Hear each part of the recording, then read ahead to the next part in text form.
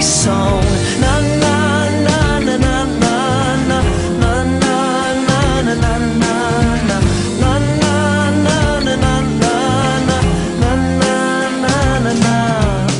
Okay, hi, it's Isaac for Pop Scoop, and I'm here at Norwich Waterfront, and I'm here with the incredible pop rock band The Feeling, but more to say, Kevin and Kieran from That's right, yep. the band. How are you guys doing? Good. Yeah, very well. Yeah? How's the tour been going so far for you? You know, the headline tour. It's been great, actually. It's kind of a continuation of a tour we started last October, so we did a couple of weeks then, and this is sort of the second leg in a way. But no, it's great fun. We've got a really nice team around us at the moment, and we're just really enjoying it. The material of this latest album is actually lends itself very well to live performances, so we're having fun. Yeah, I was going to ask, I mean, the reception, you know, for the new songs especially, is that nice to see the audience, you know, react to those, you know, the new material that you have? Yeah, the sound of this album, it's probably more the sound of a live rock band than maybe the previous one or two, so it works really well live, and it also sits really well alongside all of our singles that everyone knows. So yeah, I think the new stuff's been received as well as the old stuff. I know you are too. Yeah, because you're playing both, you know, the singles everyone knows from before and the new material too, right? You're doing a mix of the two? Yeah, it is. I mean, I suppose there's always going to be, when you're touring a new album, going to be a reasonable amount from that, but then it's, I guess, yeah, it's quite a mixture, all in all. Yeah.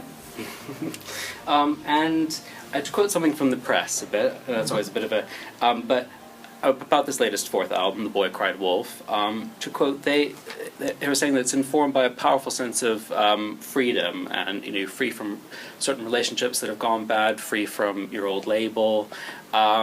Is that something that you say is quite accurate, or? Yeah, totally. I mean, Dan writes the lyrics, and he wrote this album just after the end of a relationship. It's like a real long-term relationship, and so a lot of the songs are about that. But yeah, at the same time, we moved on to a new record company, and but actually we recorded the album between record deals. Okay. So we did it totally on our own, in our own studio, in our own time. And is that the Doghouse? Yes. Yeah. Okay. So yeah. The ex-pub. Yes. Yeah. So it was a sense of freedom all round, and I think the record is loads better as a result of that. And is that something where you all set out during the writing that to do something new in that sense from your previous material? I mean, was that conscious, or is it more organic? It's hard to know. I mean, I guess it kind of made sense for it to be done in a way at that point in time, because I think we felt a sense of sort of freedom of release after having come out of this, the big sort of deal we had before, and there was a certain amount of control being exercised by people at the label and that. So I think, and we had tried our hand at doing stuff of a bit more of an electronic nature on the previous album, and so maybe we thought, well, let's just not overthink it and just kind of do what comes naturally. And actually, I think what that was the sound of a band and the sound of organic acoustic instruments, and so it wasn't necessarily a big let's do it like this, but it just seemed to happen like that. Yeah. And to go back a bit to the very beginning, you all met at uni and various different places, yeah, of course. We've known each other since we were kids. We're brothers, and we met at various different stages, and we kind of got to know each other through music, and we played in loads of bands together. But the first time that all five of us played together was in 2000, pretty much. All five of us? Yeah. 2000. Yeah, 2000, 2001. It would have been 2000, yeah. And that was when we went out to the French Alps and did a ski season. Yeah. And was that as The Feeling, or as We had a Superfly? different name at the time, yeah, it was Superfly. I mean, it was just... Same band, different name. Yeah, we were trying to think of a name for us as a covers band, and we chose that in the end. But it was, I think the sound that we started to develop really then fed into, us as a band now, the way we sound now, even though we were playing other people's material out there. I don't know, just through gigging twice a day, pretty much 6, sometimes 7 days a week, you start to kind of develop that sort of thing quite quickly, I think. So yeah, it was great training, really good.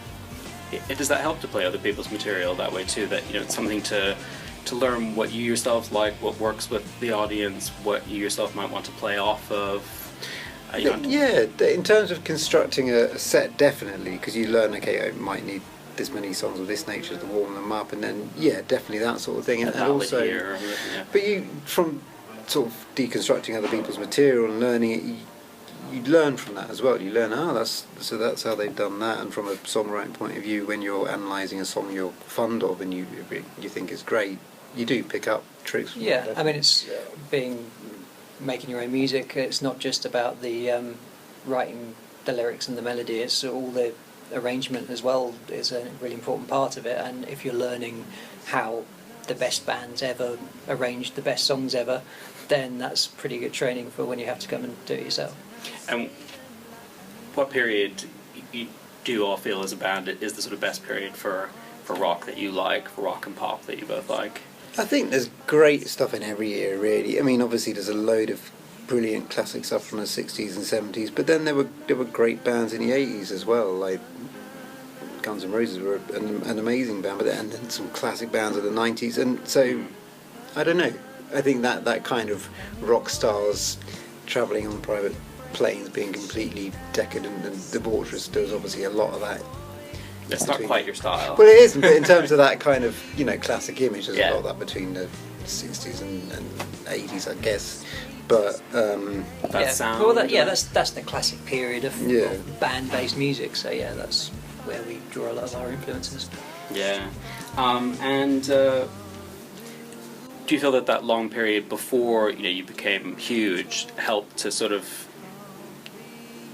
keep you together now as well? It's something that you formed beforehand, had some time before you became big, and then are able to deal with things that happened since then. Well, I think the time in the Alps was probably the best kind of training again for that, because we were all living in one room, like one room with 4 bunks, and then the person who didn't get a bunk got to sleep on the floor in the middle, and they got trod on by the other drunken bandmates. Yeah, and we're travelling around in a little post office van together, and it was really in each other's faces for like 4 months, and we dealt with that okay. So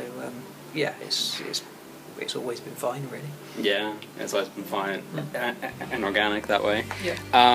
And can we talk a tiny bit about your creative process? Do you all start with lyrics first, or a melody, hooks? Well, Dan is obviously the chief songwriter, and I think a lot of the time maybe he starts with the music, and then what he seems to do actually when we're sort of jamming together and he's trying to develop ideas through that is he'll sort of form almost words, like he'll be singing a melody and making shapes with his mouth essentially, and some of them will turn into words. So I know he does it like that sometimes, but when he's writing on his own I don't necessarily know. I imagine it's the music first, but I'm sure he's experimented with both.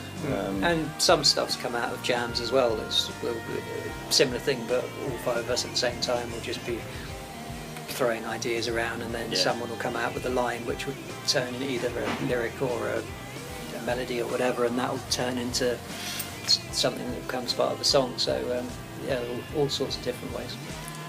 Do you have any favourites from the newest album that you like playing a lot? There's a song called Gloves Are Off which I love playing, and I think it's a song that we really managed to capture properly in terms of the sound of a band playing rock on the album itself, and I think it's actually not that far removed at all from how we play it live. I mean, people have often said in the past, "Oh, wow, you're really quite a different band live to how you are on recording," but I think with this album it's a bit more consistent in a way between the two. Yeah, I mean, the way that we arranged and recorded the album was there's